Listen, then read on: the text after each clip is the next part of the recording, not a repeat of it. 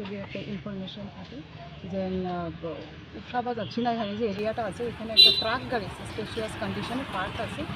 তো এয়ারপোর্ট থানা বিএসএফের সাথে আমরা একটা জয়েন্ট অপারেশন বের হয়। ওসি এয়ারপোর্ট সুমন সিনহা সঙ্গে সঙ্গে আমাদের যে স্টাফ আছে এয়ারপোর্ট তারা রাত্রিবেলায় আমরা অফিসার নিয়ে সেই জায়গাতে পৌঁছে এবং উইথ বিএসএফ জয়েন্ট রেড করে আমরা যখন গাড়িটা সার্চ করা হয় সাসপিশিয়াসলি গাড়িতে তখন কেউ ছিল না।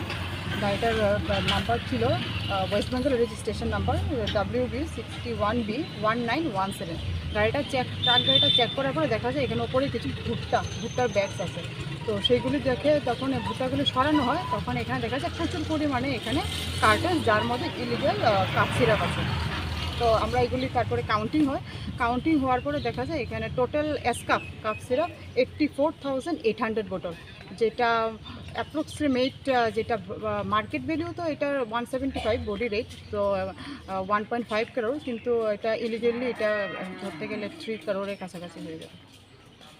কাউকে আটক করা হয়েছে না, আমরা ভেহিকেলটাকে পার্কিং কন্ডিশনে পেয়েছি, তো সেখানে তখন গাড়িতে কেউ ছিল না, কিন্তু আমরা চেষ্টা চালিয়ে যাচ্ছি যে রেজিস্ট্রেশন নাম্বার মিলেছে, আমরা ফার্দার ইনভেস্টিগেশন করছি, অবশ্যই আমরা এটাকে ডিটেইন করব। আর বাকি যেগুলো লিগাল প্রসিজার করছি আমরা এয়ারপোর্ট থানাতে NDPS ধারায় আমরা মামলা নিয়েছি। যারা এটার সঙ্গে ইনভলভ আছে, যেহেতু এটা প্রচুর পরিমাণে মাল, একটা হাই সিজার এটা, তো এখানে যারাই ইনভলভ আছে যে পুরা গ্যাং ওদের সবাইকে আমরা বুক করার জন্য আমরা চেষ্টা চালিয়ে যাচ্ছি।